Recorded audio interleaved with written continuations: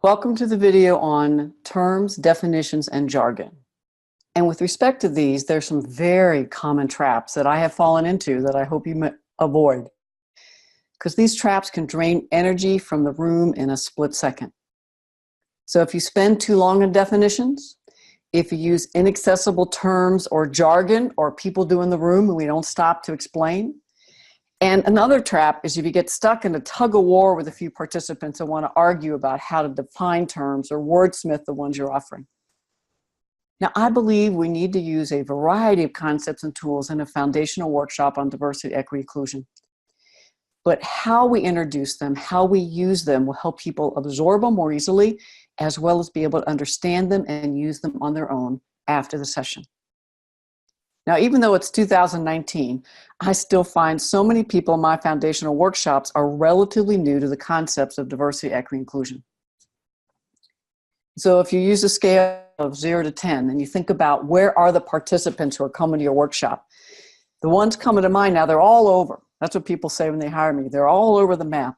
But as I get in the room, if it's a mandatory required session, many on the scale of 0, not at all, to completely around knowledge are about a 2 or a 3, sometimes more, but generally 2 to 3. Same with skills. They have the right words to say we value differences, we should support everybody who's different.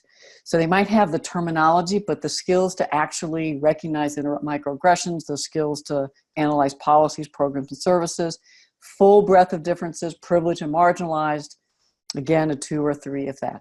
And willingness, people might be more willing, 2 to 4 to 5. But again, we're looking at competency development. And so we really need to think about how are people coming in.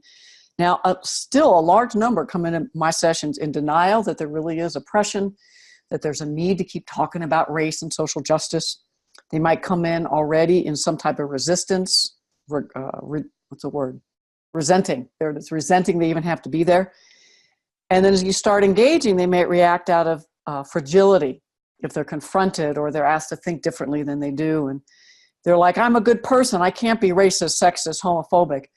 Not believing yet that good people can also say and do racist things, classist things, ableist comments. And some may come in feeling defensive or already in diversity fatigue, like they've already done too many of these workshops over their lives.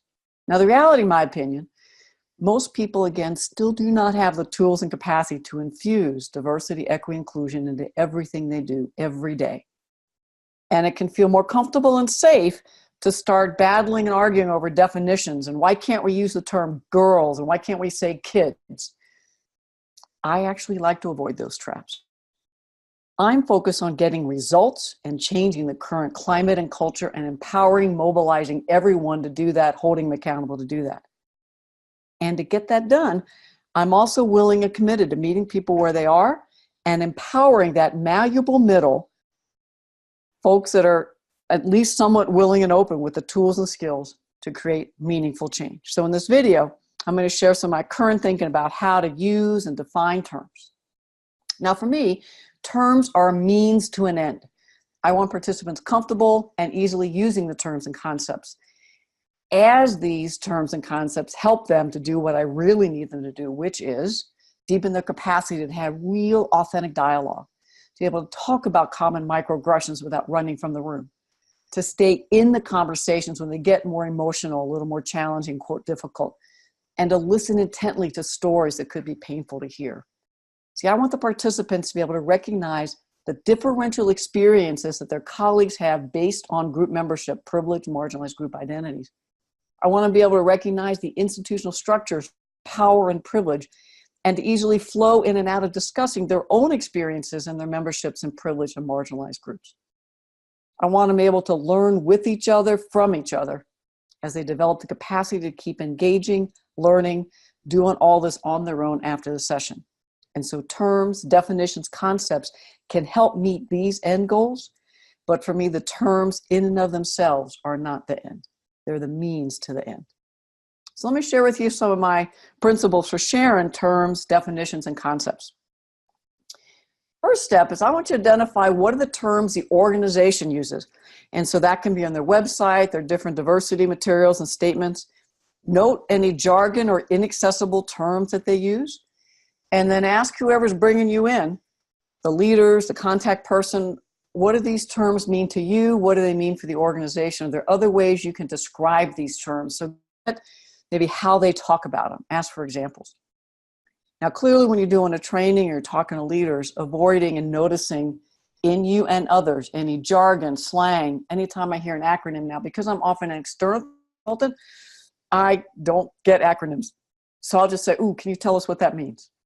Buzzwords. Now, what's hard about this is after I've been doing this 35 years, this language of social justice, equity, inclusion is so in me that sometimes I miss that I'm using a term that's a buzzword. So I'll actually maybe mention in the working agreements that one of it is to notice any jargon, terms, buzzwords, acronyms that you think people may not know, slang, and just interrupt in the moment so we can define it so we make sure everybody is included as we move forward.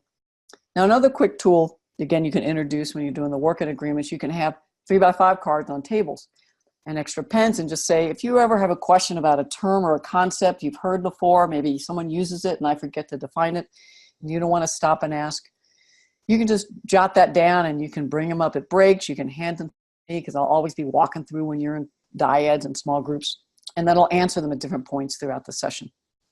So that gives people a way anonymously, generically, to ask questions. Now you will get some comments. I remember doing this once, a group of maybe 100 people, and I got some that I did not use because they were coming out of racist attitudes, but one that was, usable was, I'm white and there's reverse racism and I just don't see why you have to focus on race so much.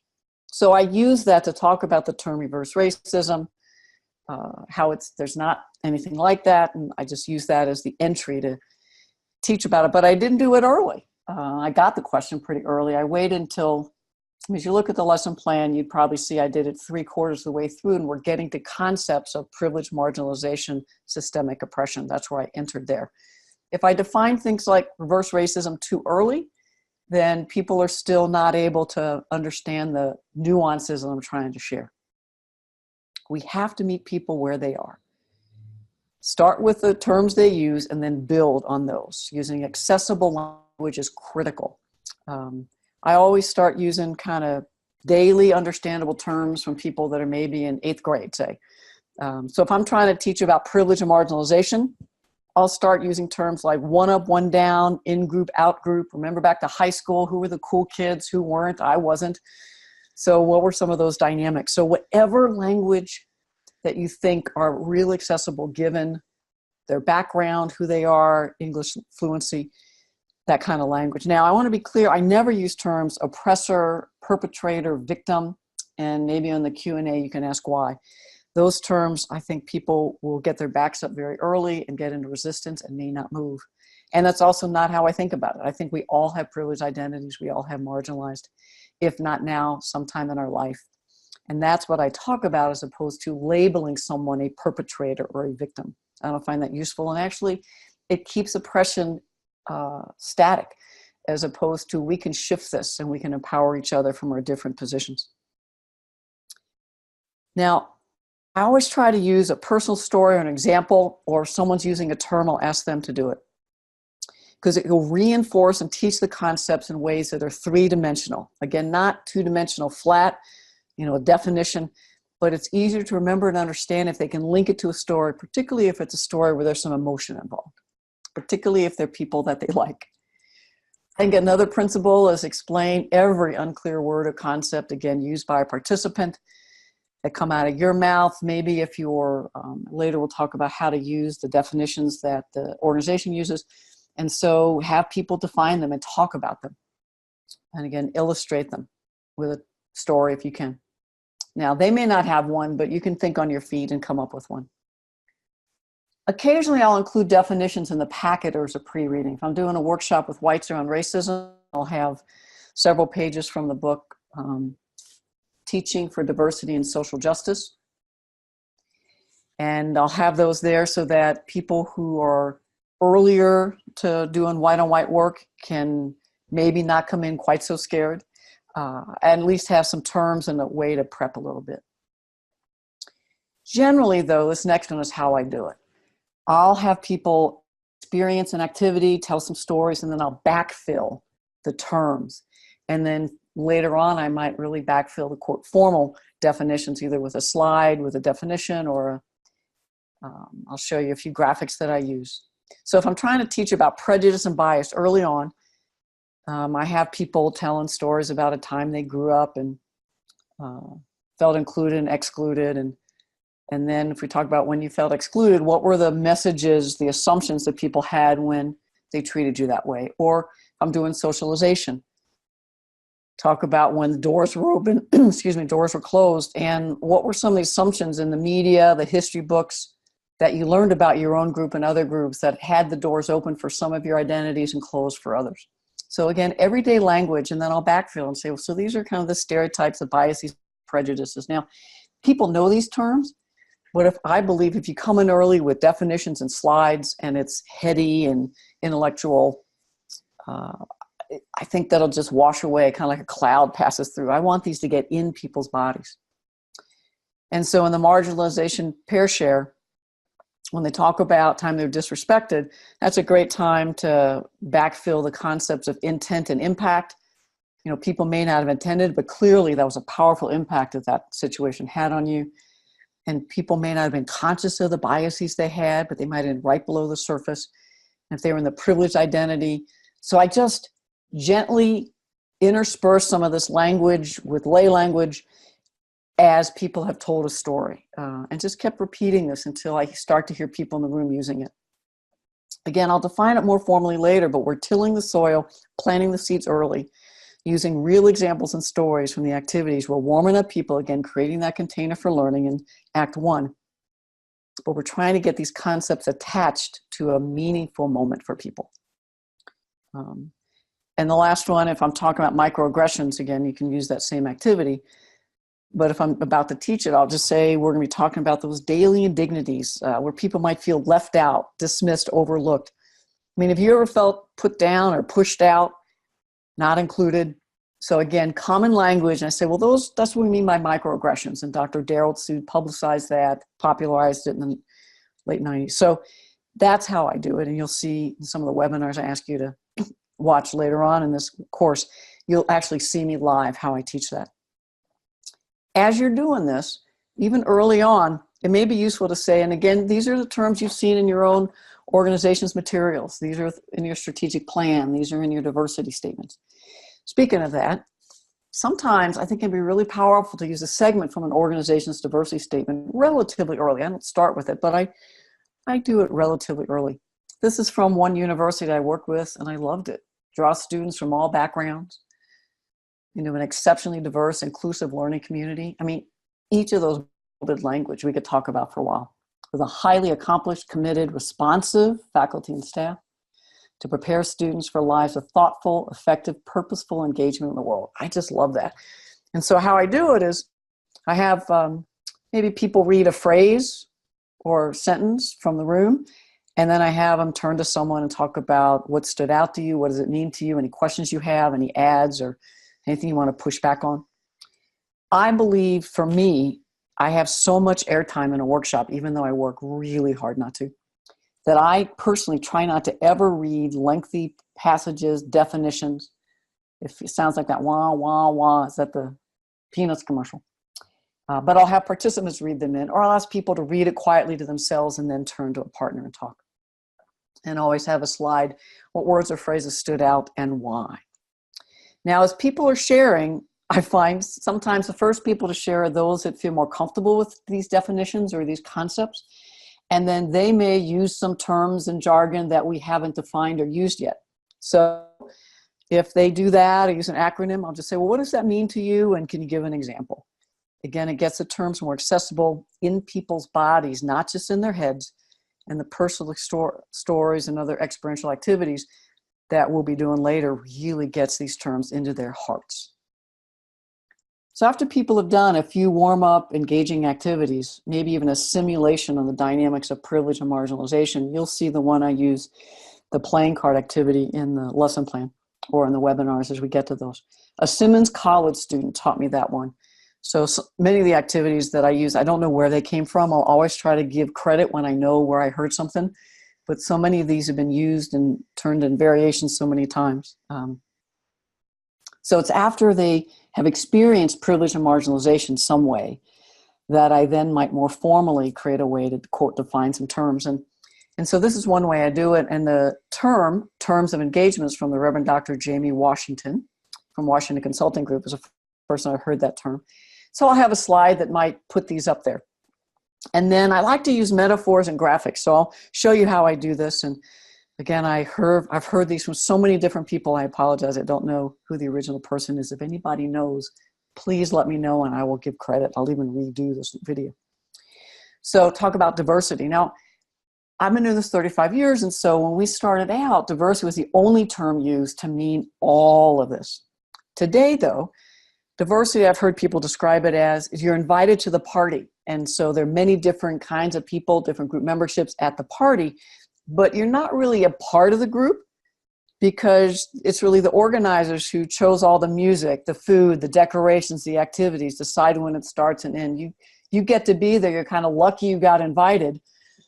So we have a diverse group of people, but the climate and the culture could still be very monocultural, developed by people in privileged groups to meet their needs without concern for others. Then the term equality and equity. I grew up and we didn't use equity. It was just equal. And people today in the last, I don't know, decade or two are really talking more about equitable. And so I heard this first from Vernon Wall. It's the first place I heard it. Talked about equal is everybody gets shoes. And I heard that and thought, well, that makes sense. And then he's like, well, no, but equitable means you get shoes that fit. And I realized that I assumed if I had shoes, they would fit. I have so many privileged identities. It never entered my mind that I'd get a pair of shoes that didn't. So I've been doing that one for years. And then I realized it's not enough for me because you could give me shoes that fit, but if they're 4-inch heels, bright pink, it doesn't match my style, kind of who I am. And so for me, equitable is not only the shoes that fit, but that match your style and how you want to be in the world. Now, inclusion, if you listen to me enough, you'll find I use inclusion and social justice interchangeably, but they can have some real differences. And some people define them in different ways. Here's how I talk about it. And again, someone shared this. And so inclusion is you're not just getting to sit at the table. You just don't have a seat at the table. That might just be, quote, diversity demographics. But actually inclusion in those meetings, your ideas are solicited, your input is seriously considered. There's shared power, shared decision-making, all voices, all perspectives are considered, and they are seen as critical to effective problem-solving, strategic planning. Inclusion, we have demographic diversity, and we are really leveraging the brilliance and input and the value that all that diversity brings, inclusion. Now, I recently came across this definition of racial equity, which I love. Greater Milwaukee Foundation they've been working a long time dismantling racism and white supremacy in their organization. And this was a part of what they wrote.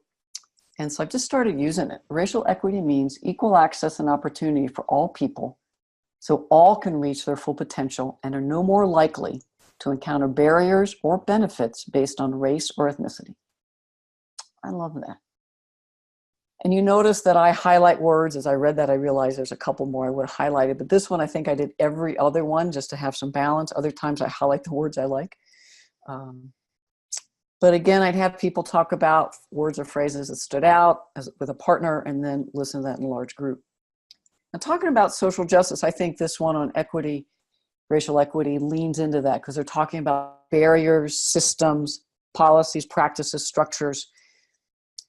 That's a lead in. I often like to use this one from Adams, Bell, Griffin. Now, if you don't have this book, Teaching for Diversity and Social Justice, a source book, there's actually, I think, 3 versions now. And then there's a complementary or a partner reading book. And I think there are 4 editions of that. All of them are worth having, in my opinion. What they do is it's actually a lot of how do you teach and train and think about conceptually. And then in this Teaching for Diversity, Social Justice could be 15 to 16 chapters, each on a different category of difference. And each of those is a 16-hour workshop. That's my doctoral work at UMass Amherst. And so I was trained and got to teach these weekend workshops for students, undergrad and graduate, on different content. And so these amazing faculty and many other contributors have then put this out in the universe. So all that to say, definition from Adams Bell Griffin: social justice is a process and a goal.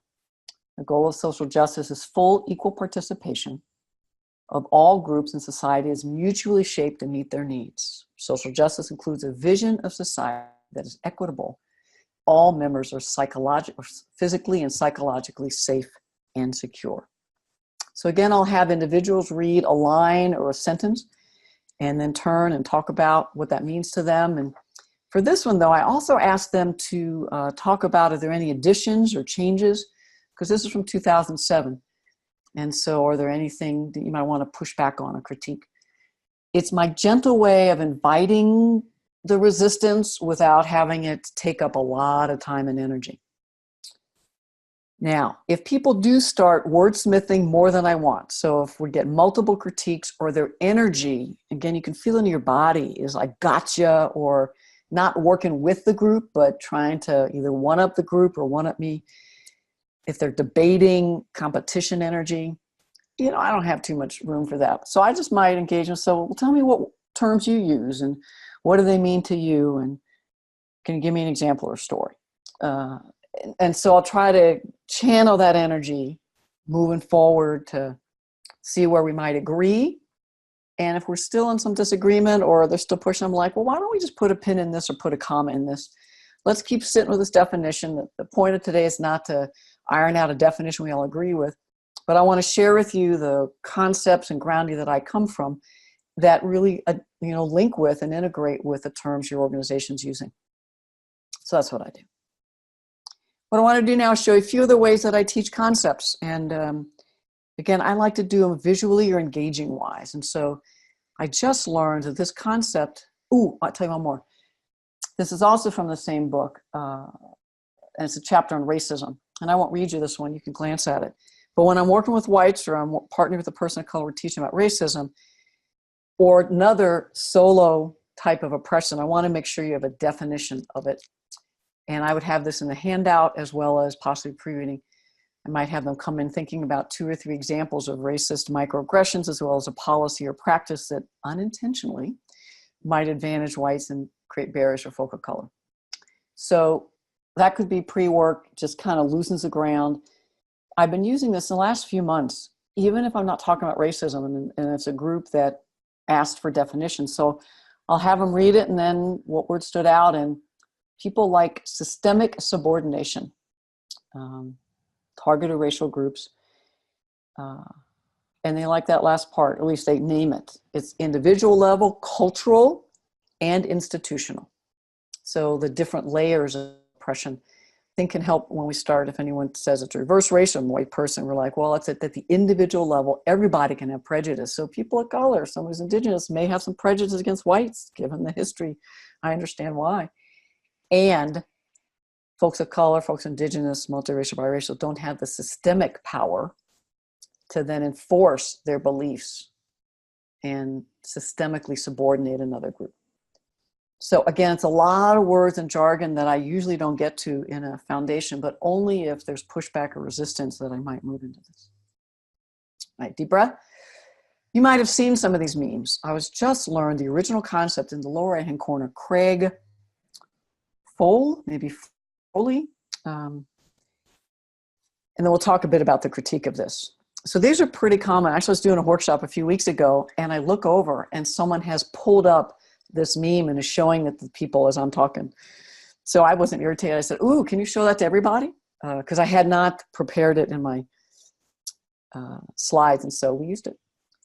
And so this one was the first one I noticed a couple of years ago, maybe, trying to show the difference between equality and equity. Again, the shoe one works, but this one you'll notice each person equally get the same resources, the same box, but it doesn't meet their needs. The person on the right in the purple shirt kind of has to look through the little slat in between the boards and doesn't get the full view. And so equity is, you have a conversation, what would help all people get their needs met and have success? So some people looked at this, and if you do an internet search and Google images, you'll find all kinds of variations, but someone said, I don't see myself in this. And so someone created this that actually did a nice job of bringing in issues of accessibility, enablism, as well as some presenting gender identity while keeping racial diversity. And so there was that. But I was still like, oh, but there's still something I want more. And so then I never thought of what it was, but then I saw this one. Now they use the term liberation. I would say maybe inclusion. And so what they did was, of course, remove the wall. And that's when you start to get this systemic change. You're changing the structures to increase access and opportunity. So I was using this, but I was like, it's not liberation to me because they're still standing watching. They're not in the game. And then I was on Google again, and all of a sudden, boom, this appears. And I'm loving it. And then I'm like, but they're still not in the game. And I just noticed right now, the person who is on the right does not even have a glove. And the two people, center and right, don't have hats. And so how is this like your organization? You make incremental change, and yet people in marginalized identities are still watching. They got the uniform on. They may have some resources, but not all, and they're not in the game yet. And so I really think when you're teaching concepts, you may not find the perfect meme, the perfect metaphor. And so you can always ask people to critique them. And just this last month or so, I heard a critique. Someone sent it to me and I read the article, who actually said that they had it problematic that they were inferring that the person who was on the right, the shorter person, it could imply there's something not developed among them, really that kind of deficit model. And so what they suggested is have the wall set up, but on a slope. And that, so people have different access. So the wall goes across the top, it's same height, but as the slope goes down, the wall gets longer. And so people could be the same size, but if you're standing farther down the slope, you don't have access. But if you're at the top of the hill, you'd be able to see over. I don't know if that made sense, but I've asked my colleague to maybe try to put that into a slide. So before the end of the workshop, this course, I think I'll try to share that with you. Now, recently, someone told me about the bike metaphor. So this morning, as I was preparing, I hopped on and found it, at least one version. It was the 2008 National Health Education Week website. 2018 National Health Education Week website. And they actually have a lot of great images, but one of them was the bike one. And so they use that to try to mitigate some of the critique, I think, from using the wall this way. So equal to them is everyone gets the exact same size, color, shape, style of bike. And it doesn't work for most people. So if I was using this, then I'd say, now equity is you get a bike that meets your needs. So I'd have the participants brainstorm what are the different kinds of bikes that would meet different people's needs, and let them brainstorm. And so as I sat down today to brainstorm, I'm like, well, you could be in a sit-down, lean-back bike where you're using your legs, or you kind of sit-down, lean-back bike, but using your arms to propel. You'd have ones that are smaller, medium, big, high seats, lower seats, different kinds of seats. I like soft seats, I'm just saying these days. Some folks might really like tandem bikes. Others might want one with training wheels. Some might want a bike that has two wheels on the back. Now we think about that when, at least in this country, when people are kind of 2, 3, 4 years, 5 years old, they start getting used to biking that way. But I'm thinking for adults who are like, I don't want to fall over. So big adult bikes, or people that are, 5'5", 5'10", whatever, who have two big back wheels. And so you can bike and you're much more stable. And then I was realizing I've seen bikes all the time that are pulling, kind of like a cart where a young child's in it, or a dog, or if it's a big enough cart, a friend could be in it. So take a deep breath. Using images and metaphors to teach concepts. Now, another one that's very common, it's been out for decades, is how do you teach about privilege as left hand, right hand? And I'm sure you've seen this. But asking people who's left-handed in the room, and is the world set up for left-handed, right-handers, and they'll yell right-handers. And by then the right-handers are sharing too, and anybody that's ambidextrous that can use both hands. And then you ask the question, how's the world set up for right-handers? What are some examples? And, get 5 to 8. Now, if the group is energetic and they keep going, I'll get up a few more. And then I'll ask how many people heard something new, and usually most people have. And so I'll ask, do you think people got up in the morning and all the right-handers said, let's create an oppressive system to discriminate against left-handers, and people laugh and say, today, all we have to do is nothing, and the system continues.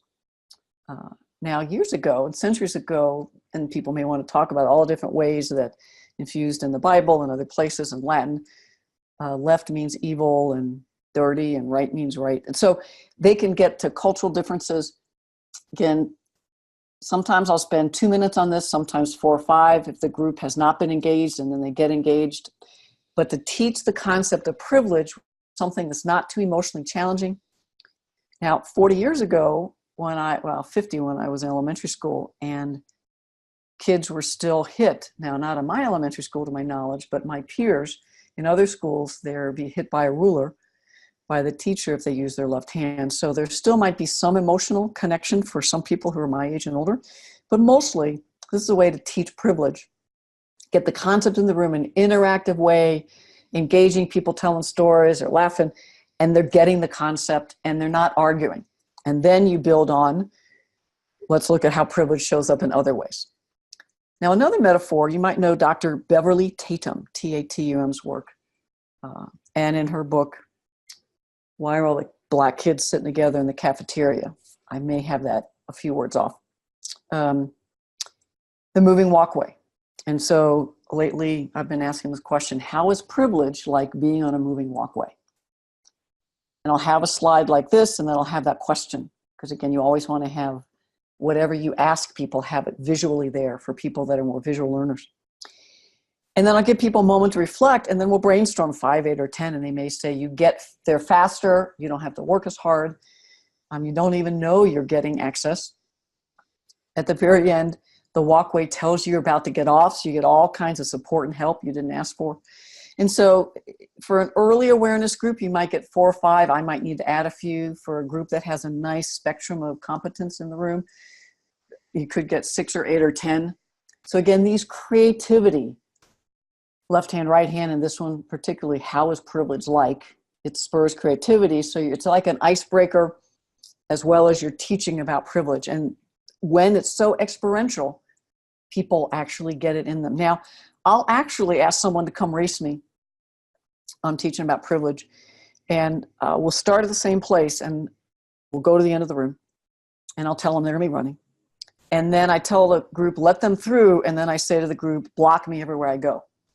And so someone will say go, and we'll start running, and people will literally jump ahead of me. They'll throw a chair in front of me. So I do my best running back, football, and I'm spinning and I'm moving people out of the way, and I'm breathing heavy. And after about 15 seconds, I look up and the person's been there for 20 seconds almost. And people get the point. So again, teaching these concepts in very engaged, visual, experiential ways can be very powerful. All right. And now I want to talk about scaffolding. And I've been inferring that early on using lay terms, ones that most anybody would understand. And then slowly building to more complex terms, particularly if they're challenging and if you know that people are going to resist them, given your experience or you ask. I've been in workshops and the client has said, don't use the word oppression. Don't say white supremacy, even white privilege. They're like, don't use those terms. So early on, if I'm trying to talk about a respectful environment, that's the language I'll use. Treat people with dignity and fairness, valuing differences. So that's language that's often in the organization's language. I will start there. Recognizing disrespect in this workshop, we're going to notice when people get overlooked or if groups' needs are met but others aren't. Are we valuing some ideas and not others? Is there unintended impact by some of our comments? Generic language, you could analyze that in most every concept that we would teach. Discrimination, prejudice, oppression, white privilege is built in, but these are kind of the building blocks to get those. Now later, I'll teach these same concepts using other terms: inclusion, microaggressions, differential impact across privilege, marginalization. But we've already done activities to introduce these concepts and they've experienced the story. So this language has been attached to experiential activities. I'll talk about how our actions are fueled by implicit biases that might be just below the surface. And halfway through the day workshop, people can hear this and take it in. There's not the resistance because they've told stories from their own lives when other people had prejudice towards them. I might say these same attitudes and assumptions, these prejudices, are embedded into policies, programs, and services that advantage members of some privileged groups, create barriers, obstacles for members of the corresponding marginalized groups. Now, all that is jargon, but by now, folks have heard it in so many different ways.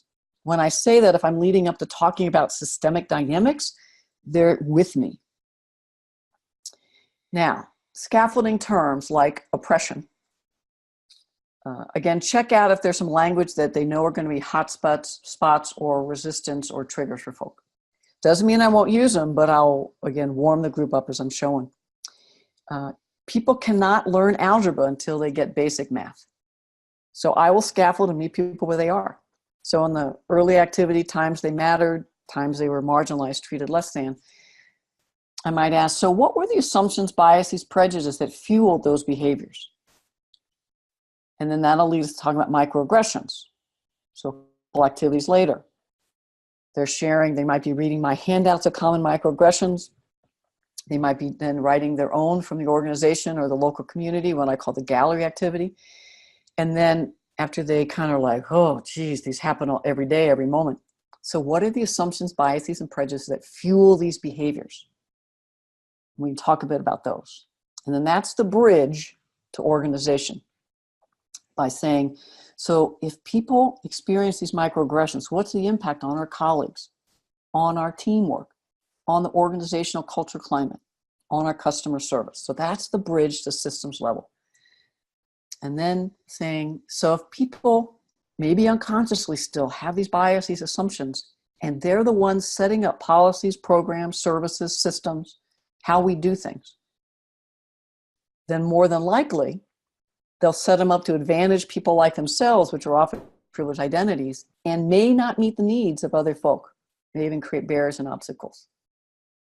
Then you want to give an example. And so a hiring is usually an easy one to come up with. The one I thought of today, say for instance, in many organizations that I work with, an unspoken practice is to value candidates who come from Ivy League or other elite types of schools, Stanford, Harvard, all those kind of schools that are just, quote, the elite. And we assume just because they went to those schools, they're competent without questioning enough to find out what skills they learned or what they've been able to apply in their lives. And so if that's the unspoken, unwritten policy practice we're doing, and how we decide who we're going to invite to interview, we're going to miss out on lots of top talent. Maybe people that couldn't afford to go to the Ivy League schools, or they didn't get accepted for one reason or another. They didn't have a legacy there. Or they got accepted, but the climate was so toxic that they transferred someone else to somewhere else, right? So in this example, you could just say, this unrealized bias towards privileging people from private elite, top elite schools, that'll open doors to some, but it'll close doors for other potential great candidates. So that's an example of a system practice. May not be intentional, but it privileges some and disadvantages others. So it may not be intentional discrimination, but it does create barriers. Now, some organizations, you might continue, have intentional discrimination in the past, but even now. Country clubs, fraternity sororities, there might be other organizations that intentionally in their bylaws or whatever say this is what we're about and don't even apply. That's more rare today, but just below the surface are those same ways that people discriminate, letting some people in and not others. So whether it's blatant and intentional or just baked into the way we do things, most organizations, societal institutions today have practices, policies, services designed to advance some, disadvantage others. And this is one way to think about the term oppression. Now, I know it's a jargony term, but you've heard the terms kind of institutional racism, institutional sexism, institutional classism, right? And it's groups with societal power and privilege create systems, institutions, policies, programs, practices that embed, probably unconsciously today, but maybe not, the biases and prejudice that privilege their groups and discriminate against people in the corresponding marginalized groups. Oppression. Now, Most foundational workshops, I don't go into this detail, but if they ask about it, I might throw this activity in. Or if the leaders have said, this is language people are using, can you help us understand what it is? But that card activity, that playing card activity, is a great way to have people experience different categories of privilege and marginalization, and then how does this then show up in interpersonal, and how does this show up in practices? So, scaffolding terms. If you start out too early using these terms like oppression, white privilege, white supremacy, you'll most likely lose participants. And so, would you rather be right and use these terms from the start, right? I should use them, or effective, scaffold them, build as you move through the system. And you can tell my biases. I believe I want to meet people where they are and help them move so they can hang in there when we're talking about white privilege. Now, I love this graphic. Pamela Gralia does my graphics. And she came up with this, and it took me a while to realize this puzzle is all white. So now I use it just kind of as a way to say that just baked into the system, just business as usual, how we do things around here could meet the needs of some groups in the privileged identities and not meet the needs and support the success of others.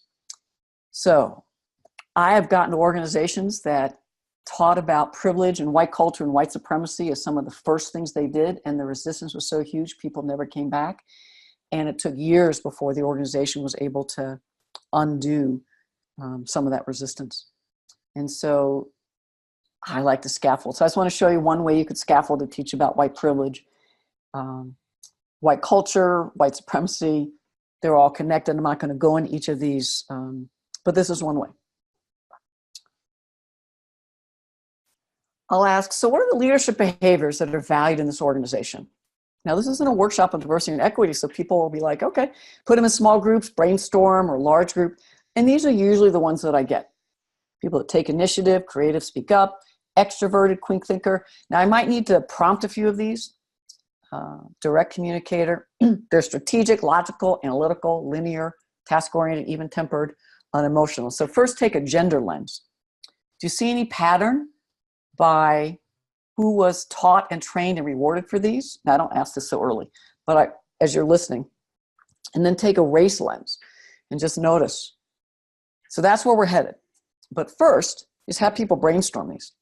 And then I'd ask the question, so how are people viewed that have these behaviors? How are they rewarded for exhibiting? And then people will tell us. Then I might say, so if these are the expected behaviors, are these written down anywhere? And most people will kind of look at you. So these are often unwritten. They're in the dominant culture, kind of in the air. People kind of know this, what leadership means, but they're often not directly spoken about, not in onboarding orientation. Now, if people get coached, it's usually privilege to privilege identity, but a lot of folks don't get coached in what these behaviors are. And then I'd have the slide up again. And then I'd ask, so by group membership, who might more easily exhibit these leadership behaviors? And so usually first people say extroverts. And then someone might say men, and usually that's a white woman. And that's as far as most groups get, but sometimes a person of color will say whites. Occasionally a white person will say it, but it's usually from a person of color. Most whites get this look on their face like, I don't get how this has anything to do with race. So then you can ask, are there any of these leadership behaviors? Again, if you have them charted, they can look at them. If whites do them, they're viewed as having leadership potential, but when people of color exhibit the same behaviors, their actions are interpreted differently. And you might give people a moment to reflect, and if you want to give them a pair, and then hear it out. Usually you can get 5 or 6 voices saying, oh yeah, when folks of color speak up and challenge, they're seen as a troublemaker, right? When people of color are strategic and are direct communicator, this is how we should go ahead, they're, quote, called or thought to be uppity. Now, I don't think whites use that term anymore. It's an offensive term. And yet that's the racist belief that I think many white, like, who, get back in your place, right? So most groups may not yet be ready to enter with race. So you could start with gender, because usually, at least the places I am, there are a lot of white women in the room and a lot of women of color, and then folks across gender identity sometimes. And so you can start with talking about sex and gender identity. And so it's be the same, you just substitute in. Are there any leadership behaviors that when men, particularly cisgender men, do them, they're viewed as having leadership potential, but when cisgender women or transgender folk do them, and if you want to throw in sexuality, or when lesbians do them, they exhibit the same behavior, but they're seen and treated differently. Now, we just added sexuality, but I do find that lesbians who are clear, direct, extroverted often get very negative treatment because they're very out of the gender box, right? So this is a way you could get people scaffolded thinking about privilege. And then in your summary, you can say, so these are examples, just one example of how privilege happens. In this case, we talked about privilege and white privilege. That the same behaviors are experienced differently. They're valued in the people in the privileged group, and they're seen as having leadership potential. Let's move them along. But when people in the corresponding marginalized group do them, criticized, punished, talked about behind their back, held back, you're not a team player. Privilege. Then you might ask, so what are some other examples of male privilege and white privilege? You're teaching the concept, scaffolded, and by then they've got the concept, the term, and then 5 or 8 people might be willing to share some quick examples. Now, this will stir other folk. You might get some resistance, but hey, that's what half the fun is, doing these workshops. So take a deep breath, just a bit more. Scaffolding, you start by meeting people where they are, where the organization is, and then build into greater complexity using and defining terms that are more challenging for some people to use. Now, let me be clear. I am committed totally to talking about the issues of inclusion, exclusion, privilege, marginalization, oppression, liberation. And if I don't use the term white supremacy in foundation workshops because people can't handle it yet, I'm okay with that. So long as we're talking about the daily dynamics of race, racism, whiteness, white culture, white privilege, white supremacy. I don't have to use the term as long as we're talking about that dynamics. And we're talking about institutional racism and how to dismantle it at the interpersonal level and the systems level in policies and practices. Now, the next level of training, if I'm working with inclusion practitioners or train the trainer, I'm working with leaders that are really wanting to go to the next step in a diversity council, the executive team, then I'll use more direct terms and language and get them much more comfortable with these. But it will take more than a foundational workshop. That usually takes the second or third meeting and gathering. And you still might need to scaffold. So as you notice throughout, even in this video, I've been repeating and reinforcing concepts, lay terms, examples, reinforcing them, introducing them in understandable terms, accessible terms, easy, then building throughout with experiential activities, reinforcing them. Now, as you get into my lesson plan, again, it's 10 years old, please give me grace. But I'll be sharing other activities in weeks 4, 5, 6, 7, 8 that I typically use as we're designing right now. You'll see more clearly how I scaffold the terms and concepts and use activities to teach them and reinforce them. So from the personal storytelling, mattered, marginalized, to socialization stories, to the playing card activity, we get privileged, marginalized, to microaggressions. I love using video clips, but I haven't done that much lately because there's just so much to do. Jay Smooth, Francesca Ramsey, great stuff, and you can just Google them and you find all kinds of clips. Dr. Joy DeGruy, D-E-G-R-U-Y, has many things out there, videos. The one that is easily accessible is the grocery store, and it comes from Shakti Butler's video, Cracking the Codes. And I found that the Joy DeGruy one captioned on the internet that you can download and use. So it teaches about prejudice, discrimination, differential treatment, white privilege, because her sister-in-law who presents white, she's biracial, but she presents white, gets treated very differently than Dr. DeGruy, who presents medium dark skin. So John Quinones, the What Would You Do? I believe it's ABC, has just tons and tons of things. The one I like is the stealing of the bike. A colleague kind of whittled it down to about a 4-minute clip. It's just brilliant to show prejudice, differential treatment. So again, you teach these concepts, people engage, but then you show a video, and those that are still in denial, not deny, 99% of them, that people are treated differently based on presenting race. And then there's also a quote, very attractive white woman that's stealing the bike. She gets treated very differently than the 2 male presenting people. The gallery activity where they're telling their own stories of microaggressions and then analyzing policies. That progression, scaffolding, reinforcing, repeating the concepts by the end. Most people are using the terms pretty easily, or at least they're not in full resistance anymore. Take a deep breath.